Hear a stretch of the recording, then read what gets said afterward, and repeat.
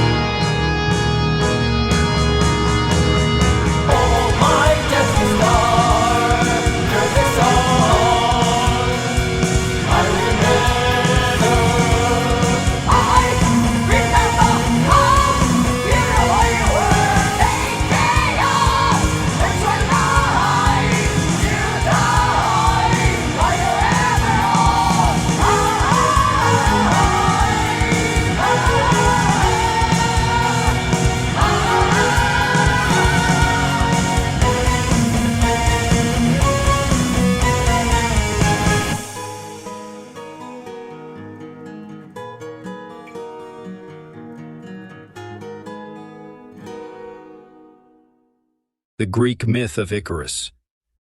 True success is guided by humility. Even accomplished individuals may lose their path, tempted by the rewards of success. Humility acts as a safeguard, preventing arrogance and excessive self-indulgence. Humble individuals are generous, share credit and wealth, staying focused and eager to persist on the journey of success. The Greeks believed in fate or the gods, which makes things work by and through themselves in random ways. The Greeks thought we must witness or experience tragedy in entertainment to experience catharsis. Catharsis is the process of releasing and purging strong or repressed emotions, providing a sense of relief and emotional cleansing. In tragedies, good people can end up in disastrous circumstances even though they do not deserve a horrific punishment. Still, unfortunately, that is the reality we live in, and we need to accept it. Per the ancient Greek philosophers, the good life is obtained through and by eudaimonia, which is happiness, fulfillment, or the flourishing of the individual. The point of philosophy is to help the individual master the art of living. It teaches us how to live and be moral. The best questions ask, why? Or what is something for? What are politics, art, and pornography for? Philosophy keeps us in check to see if the life we are leading will guide us to the endings and results we truly want. The point of philosophy is not to memorize some cool quotes and have witty comebacks, but to help us live better by flourishing. Let us tell the Greek tragedy of Icarus. As the myth goes, Daedalus, a mythical inventor, crafted wings using feathers and wax to flee from Crete, where he and his son Icarus were imprisoned by King Minos. Daedalus made wings for his son Icarus and himself out of feathers held together by wax. The father advised Icarus not to fly too close to the sea, or else his wings would absorb the seawater's moisture and destroy the wings. He also advised him not to fly too close to the sun, or the heat would melt the wax. Overcome by bliss while flying, Icarus disobeyed his father and soared into the sky, elevating himself to the level of the gods. Ignoring his father's warnings, he flew too close to the sun. The heat melted the wax holding his feathers together. One by one, Icarus's feathers fell until he fell into the sea and drowned. The myth of Icarus teaches us at the surface level not to disobey our wise elders, but at the deeper level, it teaches us not to elevate ourselves at the level of the gods. To stay humble, or you will be humbled. It teaches us to live between extremes. This myth is popular because we live a shared story that teaches us how to act. When you have achieved everything you wanted to be, don't let your greatness turn to arrogance. Arrogance is like stabbing yourself, hitting where all your potential is. Arrogance leads to stagnation and mediocrity because if you already think you're the best, why would you want to improve? An abundance of pride blinds a person. Positive change will increase your confidence and pride, and you must constantly adapt and change, but you cannot let it blind you. In the end, we all bleed. Stay humble.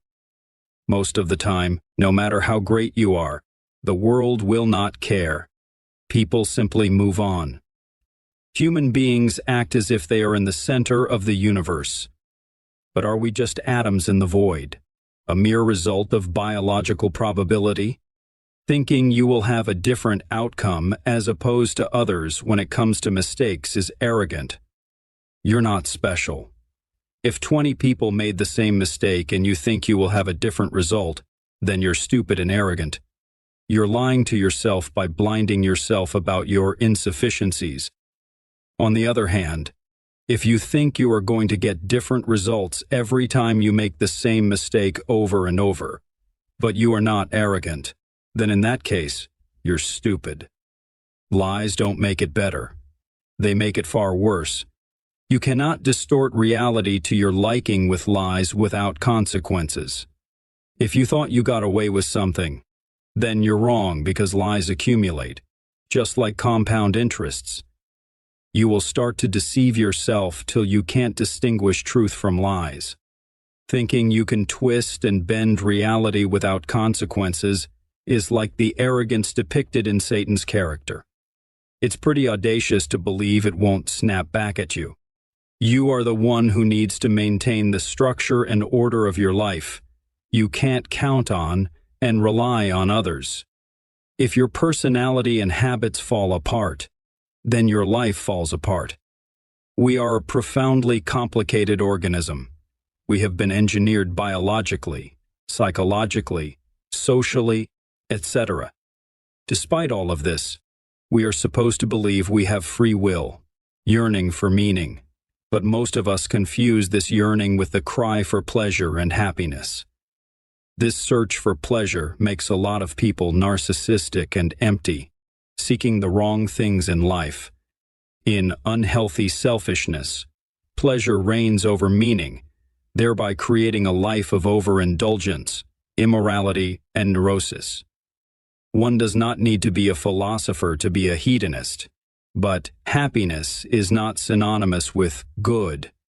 Ernest Becker teaches us that on a basic level, narcissism is tied to self-pity and a fundamental sense of self-worth. Feeling secure in our self-esteem is crucial. However, as humans living in a world of symbols and dreams, our sense of worth is built symbolically. Our narcissism thrives on abstract ideas of our value, combinations of sounds, words, and images in the air, in our minds, and on paper.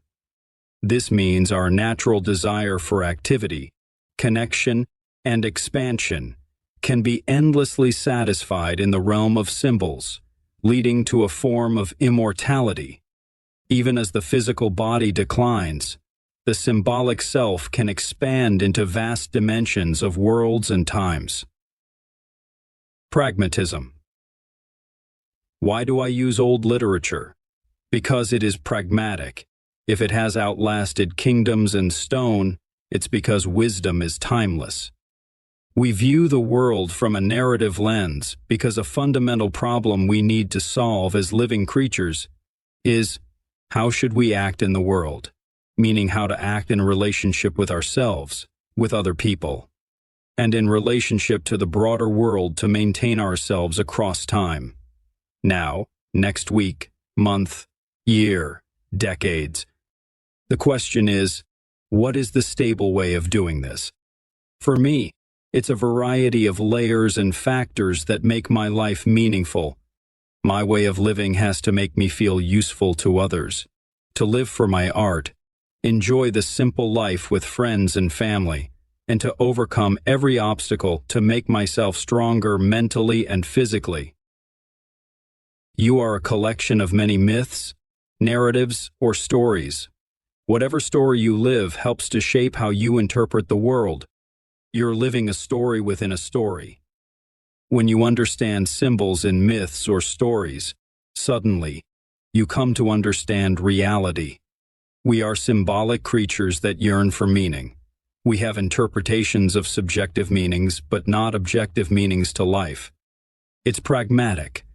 However, some things are more objective than others, like in the STEM fields.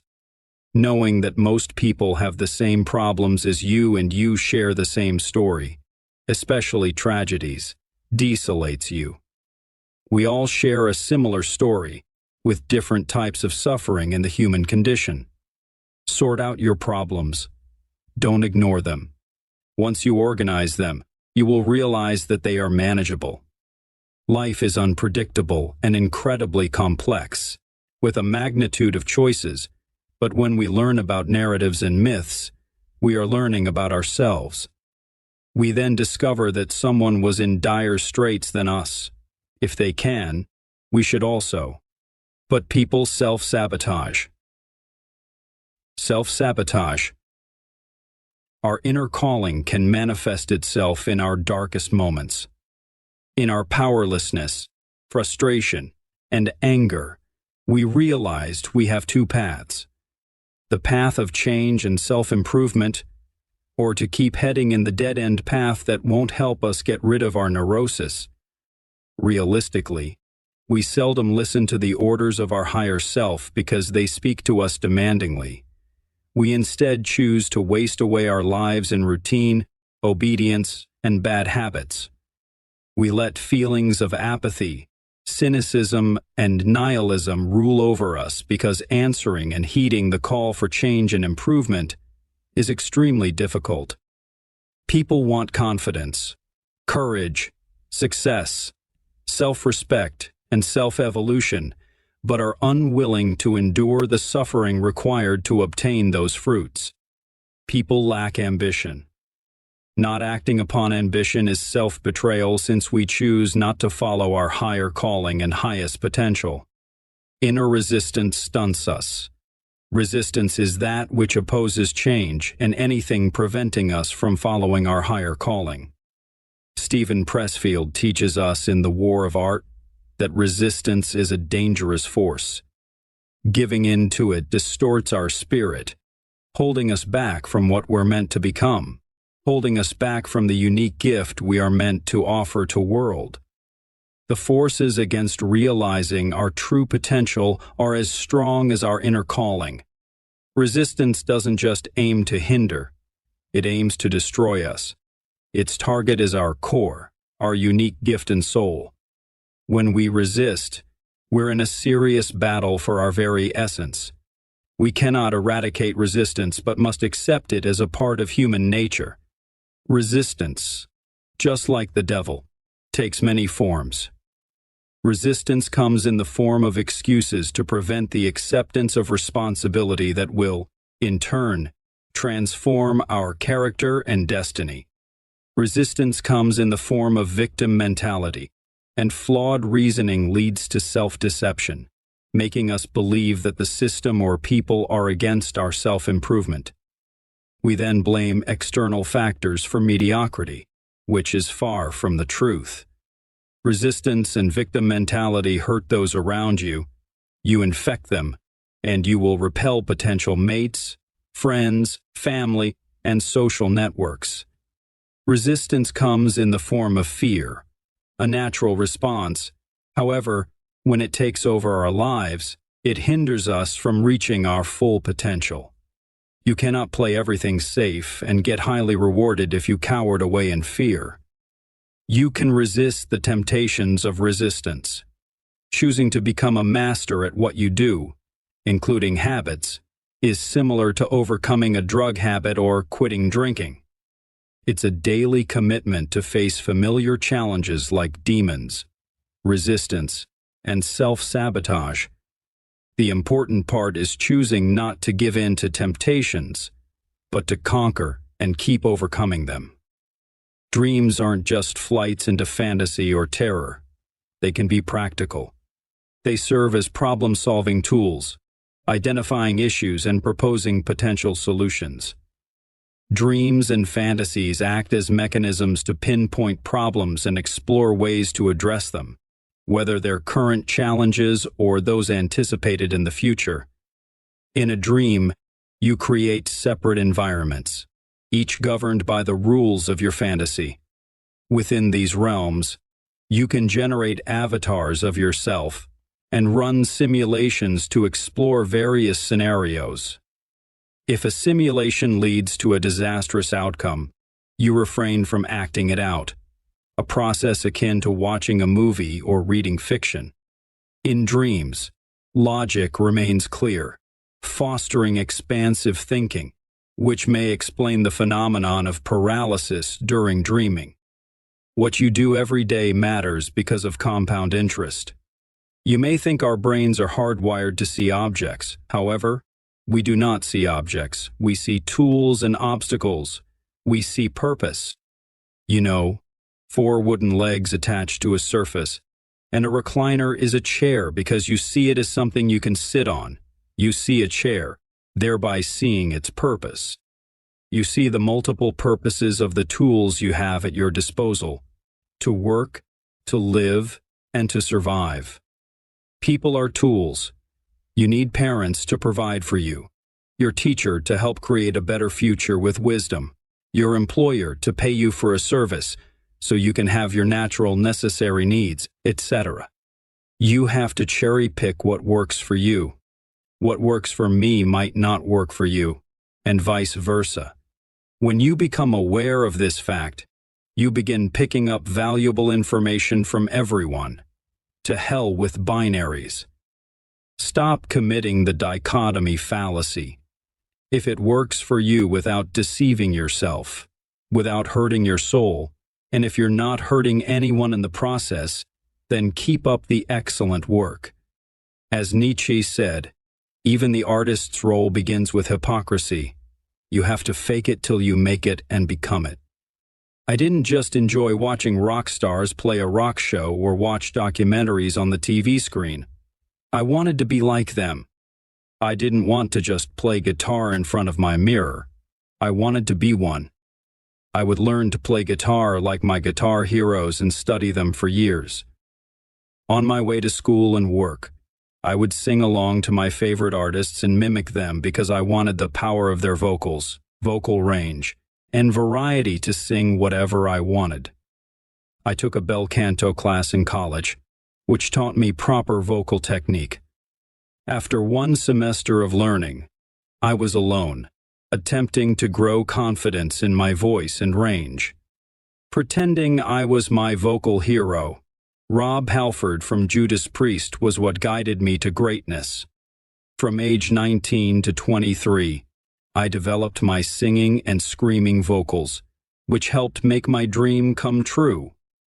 By the time my album Heaven's Vengeance Boils in My Heart Part was recorded, I had developed enough confidence in my vocals to call myself a vocalist and be proud of my work, because I could stand next to my vocal heavy metal heroes in my view. Pretending to be my hero was pragmatic. I knew I was insufficient, which humbled me and made me yearn to overcome. Hypocrisy and betrayal. Don't be a hypocrite. Hypocrisy is the act of professing moral standards or beliefs that one's actions do not align with.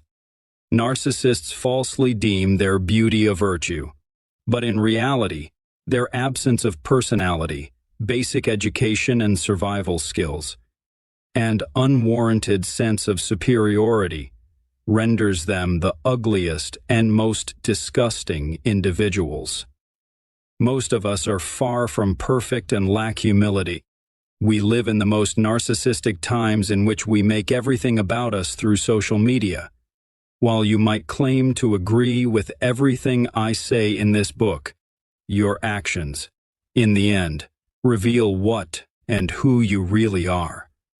You are what you act, not what you say you believe. Don't be a hypocrite and lie to yourself. You need to live every single day in a way that works every day.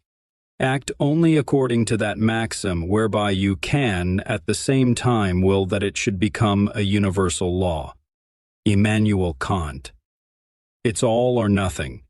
Stop suffering from cognitive dissonance by stopping contradicting yourself. Don't make the mistake of using double standards, which means applying different rules to similar situations. It's when one group is given more freedom or advantages than another group For example, when we think of a male leader, we think of strict and confident. But if a woman has those attributes, then she is called a bitch because they have more balls than some men. Cowardly men perceive authoritative women as bitches. Many of us commit the fallacy of tradition. An appeal to tradition essentially makes two assumptions that may not be necessarily true. The old way of thinking was proven correct when introduced, i.e., since the old way of thinking was prevalent, it was correct.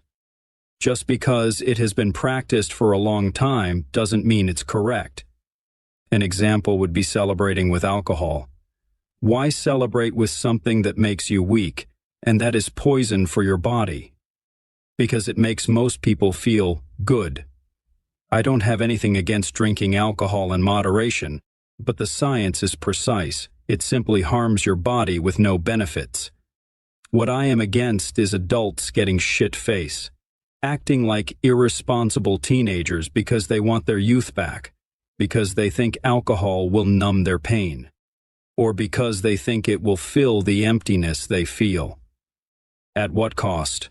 At the cost of harming others. Why do I have this opinion? Because you experience the same story over and over when you work in a trauma hospital. What happened to this patient? Motor vehicle accident. The patient was under the influence. Trauma 2. Insert body parts. Crashed into another car. Killed mother and daughter. Don't take everything at face value. Question everything, especially tradition and those in power whom no one asks why this or why that. Alcohol will not help you forget your pain. It just numbs it temporarily. Alcohol is not confidence. It's poison for your body, and it makes you weak. Instead, work on your character, your physical and mental health. My mother would say that a real man knows how to take care of himself, but in reality, it's more of a real adult knows how to take care of themselves and others. If you do not know how to cook, pay your bills, wash the dishes, or even clean your clothes, you're not independent. It's crazy to believe that I have met adolescents who didn't even know how to turn on a stove. Insane. If your father or mother were to die tomorrow, then you'll be left alone. Everything you were accustomed to being done by your parents, you will not know how to do. Most youth don't know how to cook. They're too lazy to learn and are spoon-fed, making them dependent babies.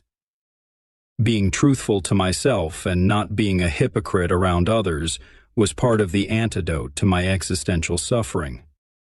I followed my instincts at the right time and trusted them with my future, to not force anything upon myself. If I knew my heart and mind were not in it, then I would not act in a way I hated. It doesn't mean procrastinating and not having goals or taking your sweet time and accomplishing nothing. It means being faithful to your life mission after you have found out what it is. Do not betray yourself, or you will pay the consequences. Life is a marathon, not a race, especially if you seek materialism.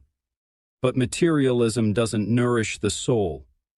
The reality of existential suffering is pain. Reality hits you in the face when you realize there's an ideal you aspire to and know you're not it yet. To know you have betrayed your mission by conformity and not becoming who you wish to be is self-betrayal. Life will swallow you whole when the fabrics of reality crack.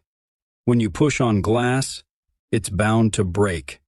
Be warned who you deceive, especially yourself. Self-betrayal is a sin that cannot be forgiven. There's little to no hope for you if you betray your soul. Not wanting to improve yourself is a form of self-betrayal.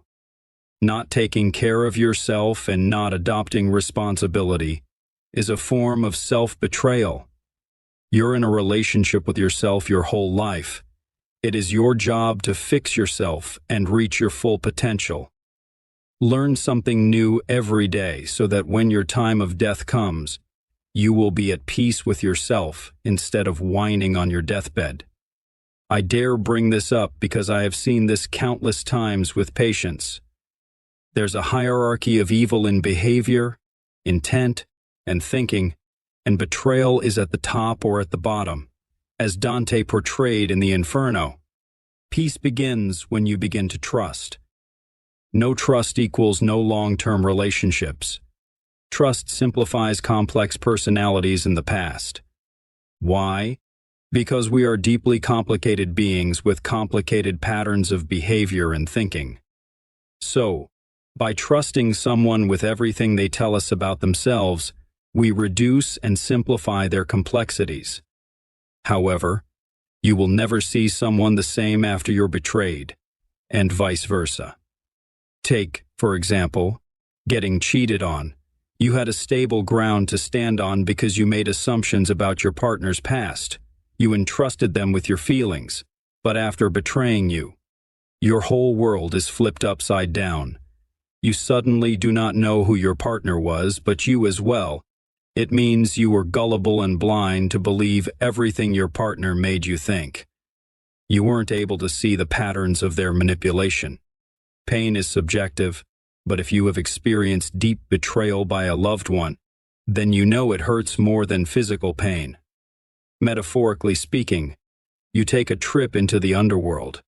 To be in the underworld means you do not know where you came from, who you are, or where you're going.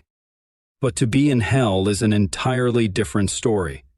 Feelings of resentment, aggrievement, murder, and homicide started to fill your mind after feeling powerless and being fucked over people and realizing your tragedy.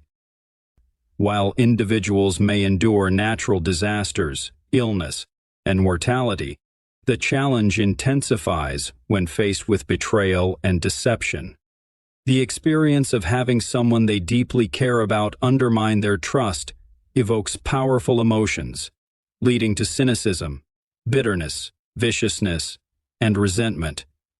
Unfortunately, these emotions often manifest in their behavior, exacerbating the impact on themselves and the world around them. After being betrayed by someone, you question everything and everyone. You especially see people as predators rather than tools. You begin to see yourself as a prey animal who people are trying to take advantage of. The sinner bites the apple and claims to be pure. Like in the Bible, Adam is a hypocrite, pretending to be innocent after sinning. The worst characteristics or flaws a man could possess are disobedient, cowardly, ashamed, a sniveling, a liar, and a betrayer. Own up to the responsibility to find a worthy partner, or else you'll get whatever you can get. If you're being rejected so much, then it means that others are not the problem, but it is you. You need to work on yourself because you have nothing to offer. Your beauty won't last forever. Sooner or later, you'll be labeled as damaged goods by society. It's not them. It is you who is the problem. Good men and women don't ask for much, just trustworthiness, loyalty, intimacy, and personality. Life is not that complex. We make it out to be with its cruelty. Cruelty is reality. On the journey toward the end of life, various challenges may arise. You might confront a serious, elusive illness or reach a deadlock in a relationship without a clear solution. This is a common experience for many.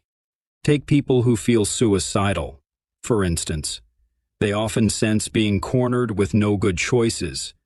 They're confronted with something distressing, and it seems there's no escape. Most people aren't dealing with mental issues. They're simply grappling with life's intricacies and need to figure out how to navigate and handle those complexities. Growing up, I always saw hope as an opioid that one gets addicted to, and that lifts you from an inevitable fall. I was realistic with my expectations towards my externals and myself. Frankly, that meant that just because the rich kid's life was rainbows and sunshine, didn't it mean mine was as well? It meant that I preferred to be a pessimist and be right than to be an optimist and be wrong. The endless thinking of my choices needed to satisfy all the contingencies of my life path. An idea from Stoicism that helped me better visualize life was negative visualization, in which you imagine the most profound pessimistic outcomes that you may encounter in your life. The idea is to realize that no matter how bad things are, you can still deal with them. I am not sure that everything will be okay because the death of a family member, especially a child, is still a tragedy. It doesn't mean to be naive about things. It's about accepting reality to realize that if you're inside a hole and trying to get out of it, it means not to dig deeper. Pessimism, paradoxically, is pragmatic because it can help control anxiety. Since you're expecting reality to hit you in the face, you're prepared for whatever life may throw at you. Do you want to protect those who you love or make them stronger? Anything good that happens is a bonus in life. You were expecting evil and received fruits of joy, meaning, and happiness instead. However, if you're hoping to have a certain outcome and it doesn't go your way because you chose to be naive, then you'll be destroyed. In the race of life, some run just to survive, while others sprint to define normal. That is precisely how reality works. You cannot wait for things.